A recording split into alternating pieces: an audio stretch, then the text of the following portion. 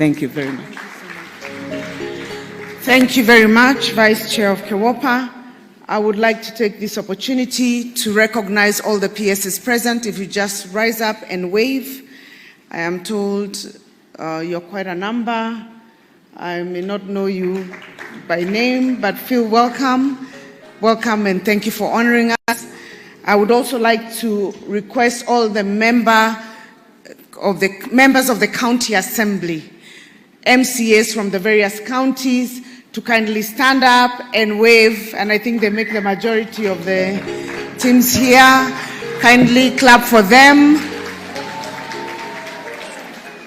Thank you very much. And finally, I would like to recognize the deputy governors, female deputy governors who are here. I think the ones who are here are female, not that I'm leaving out the men.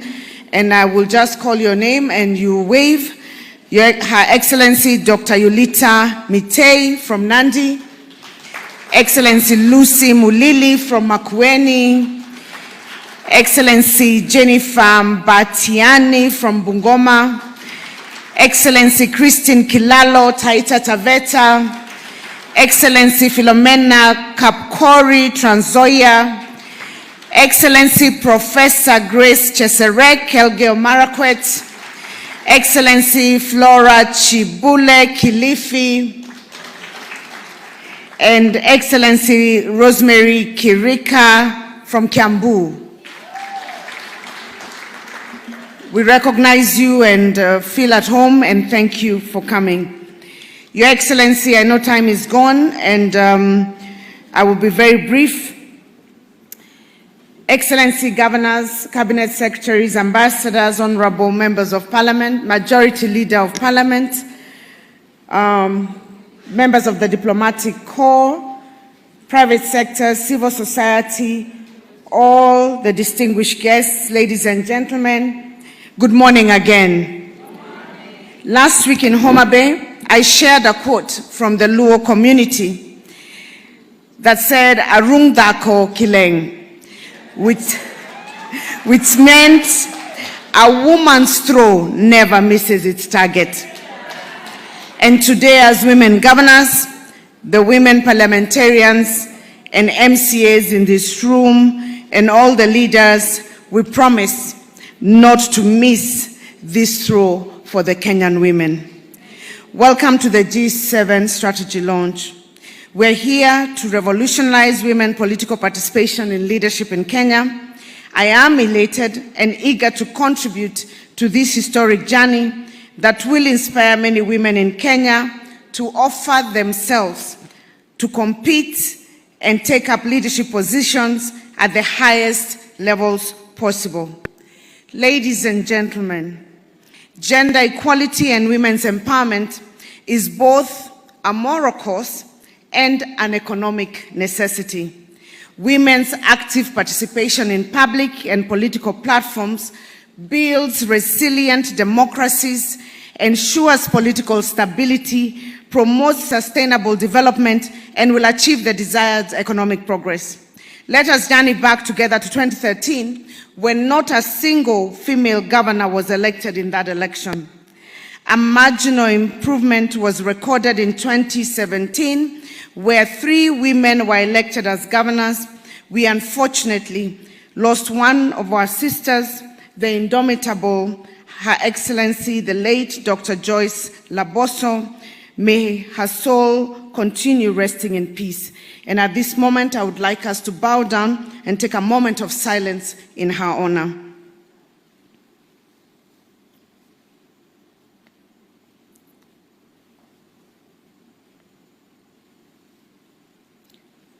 Thank you. Today, the G7 reflects progress in women's political leadership as CEOs of county governments. Ladies and gentlemen, the G7 strategy is designed to accelerate equal and inclusive representation in decision-making and to model efficiency and accountable governance, as my colleagues have said. The strategy aims to showcase the transformative leadership we strive to deliver on the promise of devolution, while serving as a positive example to younger women or older women seeking access to leadership. The strategy also embodies the values of collaboration. I'm sure you have seen, when you look at us, you can tell that we are friends. We meet, even when we are not at work. We share. I saw some people looking very shocked when they heard that some of us cry. Sometimes it gets very tough because we balance both family, we balance personal lives, and we also have to do official work. We pull together collaboration. We also have accountability, inclusivity, equality, and empowerment that define Women Governors Caucus and that exemplifies transformative leadership. We share lessons. We learn from each other. I learn from Gladys Wanga, even if she's 1 year old. They learn from me. I learn from Susan. Everybody has something to give one another. And we sit down and say, how did you do that? Let's share your plans with me. Can I have that so that I don't have to start from the beginning? And we hold each other's hands, hoping that this will showcase women leadership to be exemplary and therefore motivate many other people to elect women leaders. Our goal is to increase the number of women governors from the current G7. It's not just a story. We're not just sitting here having this conversation and then going back to our homes. We have a strategy cut out for the next 3 years. For those of us who will not be running for a third term, because I'm not allowed by the Constitution, I will be dedicating my time to campaign for women potential governors who have been chosen by their respective parties, to work with them, develop strategies for reaching out on the ground to ensure that we actually increase this number. We will be, all of us, in New York in the next 2 weeks, fundraising for support and getting technical support as well for each of the counties and also for the counties that have potential women leaders. So how do we achieve this increased number in the next election? One of the biggest issues will be mentorship. It is incredible to be surrounded by many smart, dedicated women who are changing the landscape of leadership. And all of us will be giving our time, even as we run for office a second time, to mentor others who are coming up. I would like to just share one thing that I learned from Governor Ngilu. It's something very basic, but I came from technocrats. I did not know anything about politics. I had no clue about politics. I just went in there. And I remember when we were going around campaigning for women and 2/3 gender, one day we were in Kakamega, I think, and we were sitting, and of course, because I was amongst the youngest politicians, so to speak, I was still very conscious, and I think even Wanga was there. We were trying to find seats, and I had managed to find a seat because I came very early. Being a technocrat, you know, you're told 8, you are 8 seated. So I had a seat, but some other men came, big men, powerful men. And so I was very intimidated, and I was a governor, mind you. I stood up to give a seat to a man. I'll never forget Governor Ngilu. She dragged me back down and told me, never ever give up your seat for a man. Governor Ngilu, I learned my lesson. I have never again given my seat to a man. So one lesson I learned from Ngilu, very basic. She told me, never ever. How can you do that, you know? And I realized I'm a leader, an equal leader, just like the rest of them. But because they make you feel they've come with a lot of support, you know, we don't come like the women don't, at least none of us do that. We don't have like 7, 8 bodyguards pushing everybody around. If you come, I don't use a front car. Is it called lead car and sirens? And I don't think any of the women governors do those things. So it's very easily that when the others who come can easily intimidate you, even when you're at peer level. But we are saying we want to show a different kind of leadership. We want to show a leadership that has an impact on the ground. We want to show why devolution actually happened, that women can lead and can deliver. And this is not a threat to the men. For me, who is the chair of the council, they know I beseech the second-term governors, please, second-term governors, support women candidates, because you're not running again. And there are women candidates who can make it in every county, we believe. It is our duty to encourage more women, to aspire to political leadership, and not just political leadership, as Governor Sakaja has said, but also leadership in general. We will be localizing this strategy, starting with the 7 counties. We are going down, and also now the counties which have women deputy governors kindly volunteer to work on localization, and where we have women potential. Your Excellency, I personally am looking forward to the day, and my colleagues know this. I'm looking forward to the day, Your Excellency, I will say like Sakaja after your term, that this country will have more than 1, maybe 2 women or 3 women presidential candidates competing against each other. Inawezekana, haiwezekani? Inawezekana, haiwezekani? Amongst these women here, they come from different political parties. Why not? Men compete against each other. We saw President William Samoei Ruto competing with another in not so long a time in the future.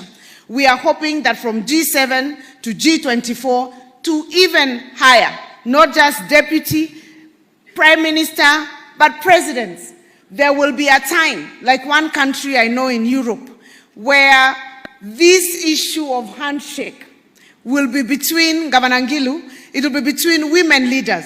A presidential candidate woman who has won in Kenya, and a leader of opposition who's a woman who lost.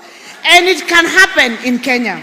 But we have to see it, we have to believe it. And we're not saying it because women are just women. We're saying it because any woman who has aspired and has risen to the position of governor or leadership in the National Assembly, that woman can aspire to lead this country. We don't know where that will come from, but it is my belief, and I look forward to a day when that will happen. And I will say like Sakaja, I support my president, yake ni Kumi straight. Hiyo tulisema, si ndio? Lakini tumemwambia akitoka tu hivi, hatumpati promise ya mtu mwingine. Tutakutana kule, kina mama watakuwa wamejipanga sawa sawa. Your Excellency, wamama hai, wamama mpo, mnaweza hamwezi? Mtajipanga ama mtajipanga? Tunaambia President William Ruto Kumi straight, si ndio? Hiyo hatuongei. Lakini tukitoka tu hivi, Your Excellency, tafadhali hivyo umetushikilia mkono, we are looking up to you. We are hoping that up there shall be competition. Many of these women will present themselves, and may the best woman at that time win. Your Excellency, ladies and gentlemen, as I conclude, I leave you with the contemplative words of trailblazer Margaret Mead. She said this. She said, "Never doubt that a small group of thoughtful, committed citizens can change the world. Never doubt. Indeed, it's the only thing that ever has changed the world." So never doubt that a small group of 7 women governors who are thoughtful, committed, capable, inspired, dedicated, intelligent, beautiful, hardworking, and an example and role model to many, never doubt that those 7 female governors can change the Republic of Kenya and indeed the world. As you've heard, indeed, it's the only thing that ever has. May those who participate in the advancement of women in leadership agenda and the G7 members transform this nation. Asanteni sana.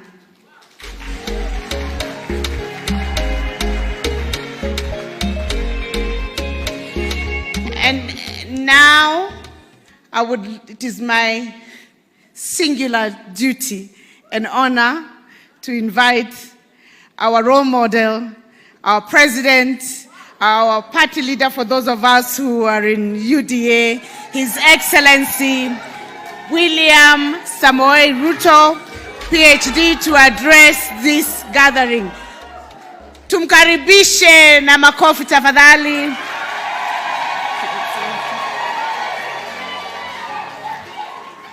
Asanteni sana, tafadhali tuketi. Asanteni sana. Thank you very much. Thank you very much.